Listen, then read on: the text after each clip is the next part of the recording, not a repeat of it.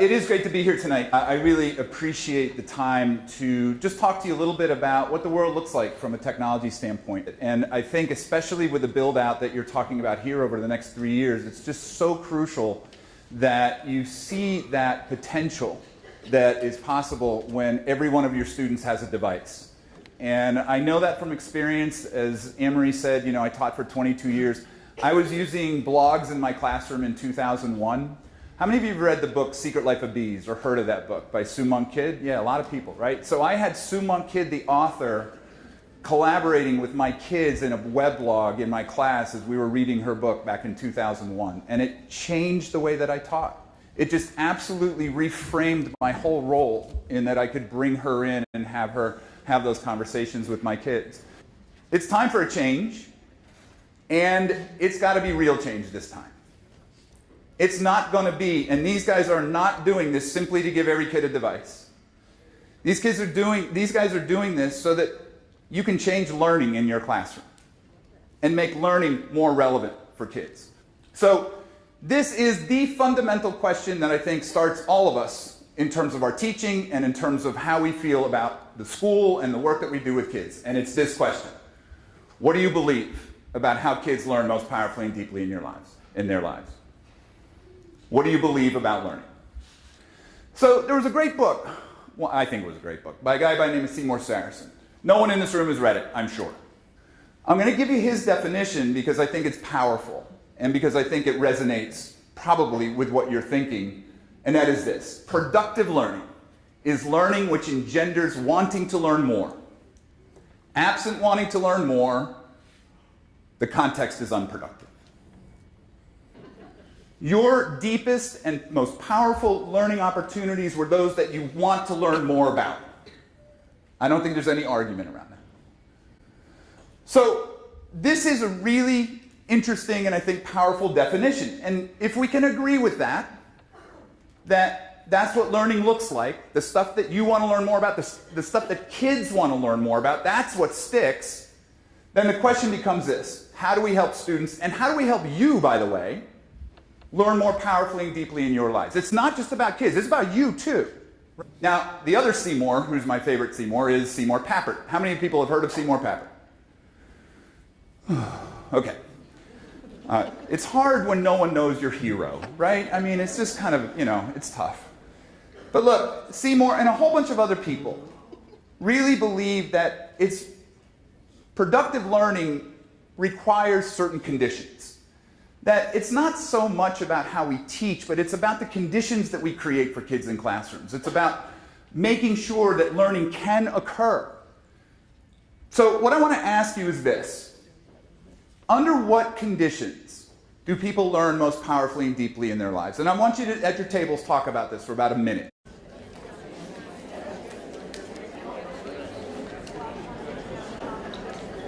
What conditions did you talk about? Just shout them out. We'll see if we can deal with this chaos. But what'd you say? Relevance. Interest. Joy.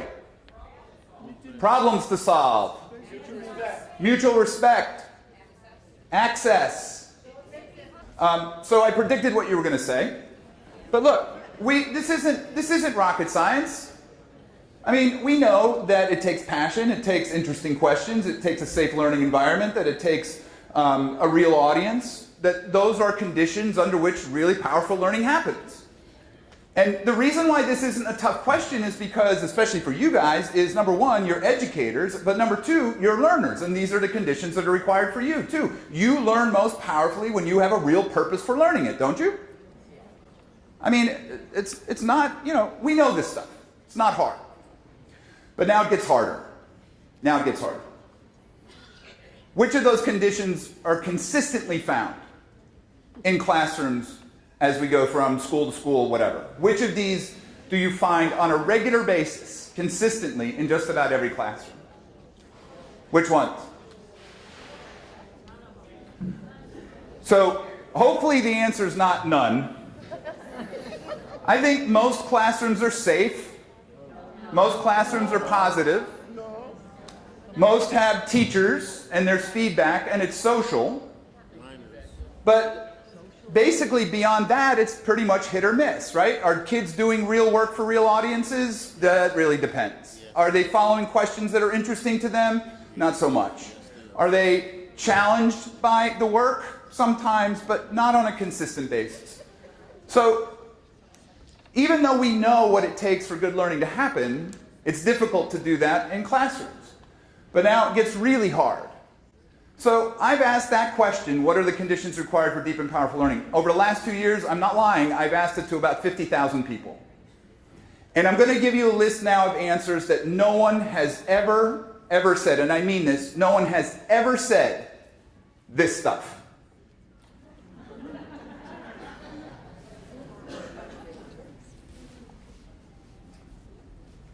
Ever. And look, no disrespect, we can chuckle at this.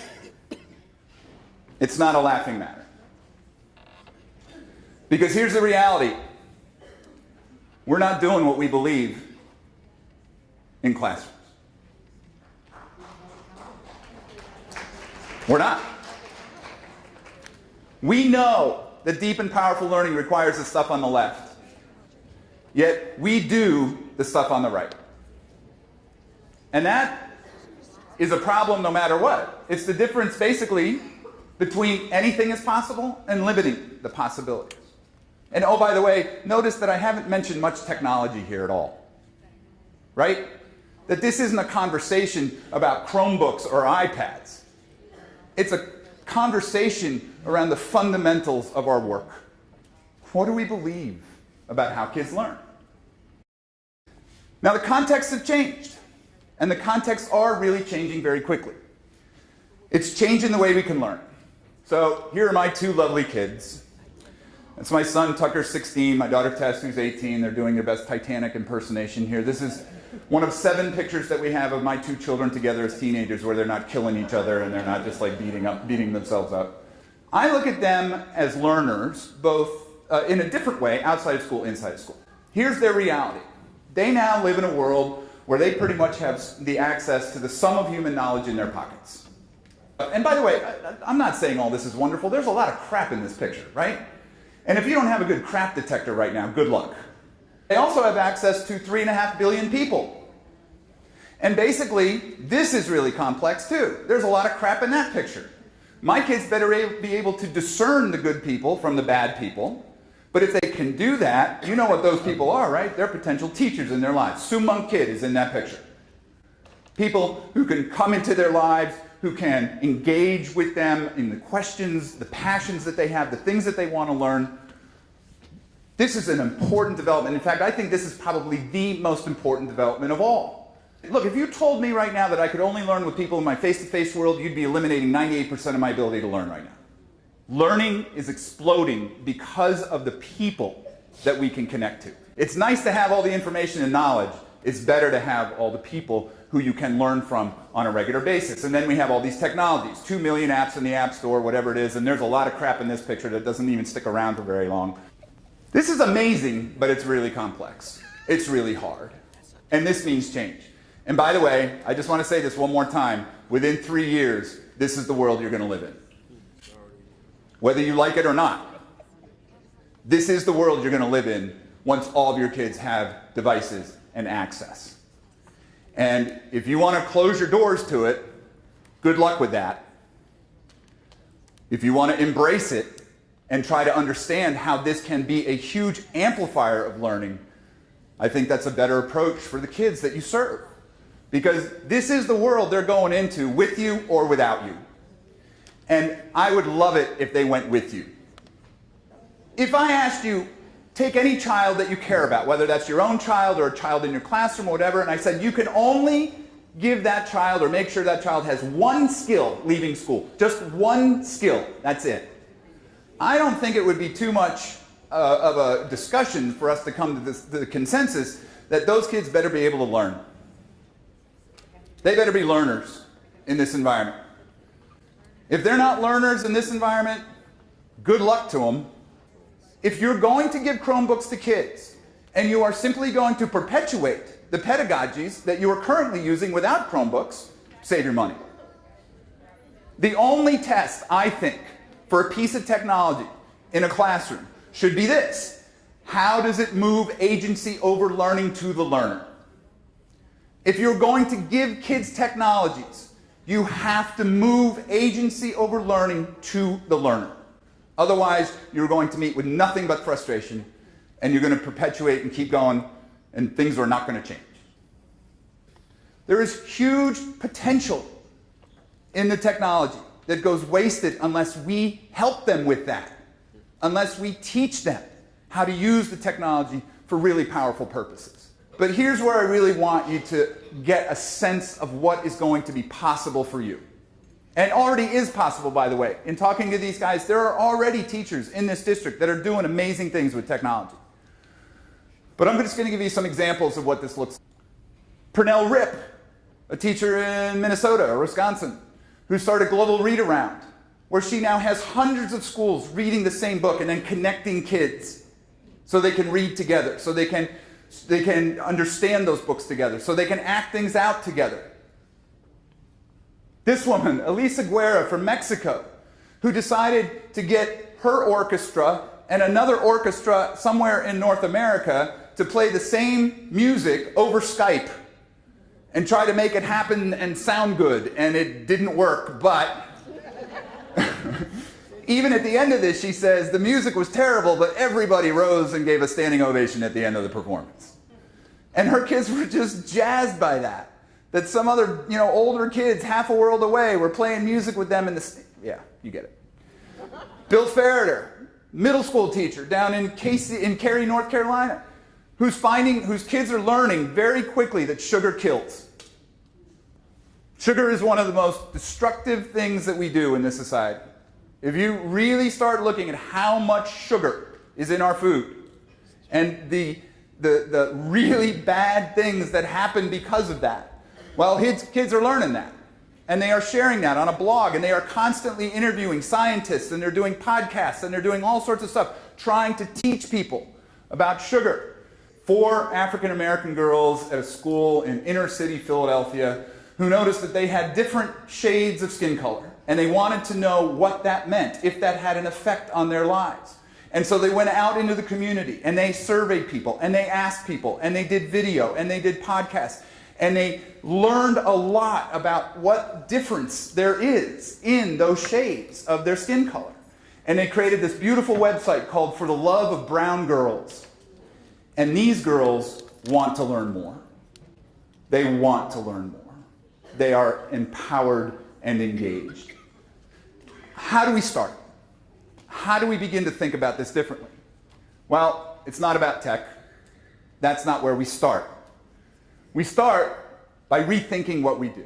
I think if you looked at this matrix and I asked you guys to put a dot somewhere on this matrix where you are in your practice right now, between teacher-organized learning in the classroom and student-organized, between breadth of curriculum versus depth of curriculum, I think most of you would probably end up down here.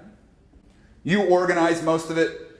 You've got it pretty much planned out. You can know what's going on. And if you're like me, most of you would probably at some point this year, if not many points this year, have said, God, I wish I had more time. I wish I had more time to go into the things that the kids really care about, but I can't. I got to pace through it. I got to get through it because I know this test is coming up, whatever. So you're down there. Well, what we need to work toward is being up there. We need to work toward kids taking more ownership, having more agency over the things that they learn, and being able to go deeply into the things they care about, because there's not a person in this room who doesn't understand that if you really want to become a powerful learner, you got to go deep. You have to be able to go deep. You can't swim on the surface forever and really understand the power of learning. Now, to me, that shift, that's transformation. That's transformation. And the key to this is that doesn't require any technology. You could do that. You could start moving toward that right now without having to wait for these guys. And it's about that. It's about creating those conditions. But here's the deal. When you get technology, buckle up. You can do some amazing things with the devices and the access that kids are going to have in the classroom. Work that matters, global connections, questions, master mentors, cultures of learning, most importantly, creating the conditions under which kids want to learn more. about what's happening in your classroom. Want to learn more about the things that they are passionate about. And do whatever you can to understand the contexts that are happening in the world right now. See the world for what it is, not for what it was. And this is hard. You have to keep up. You have to read. You have to connect. You have to use some of these technologies in ways that kids are using them to learn. And then finally, keep asking yourself, is what I'm doing in this classroom, does it really align to what I believe about powerful learning and to the context that I see in the world? I hope that you can see these changes in a positive light. I hope you can embrace them, and I hope you can model them for your kids who need to be learners in this world where they're going to have access to so much stuff. I really appreciate your time this evening, and I thank you very much for having me. Thanks.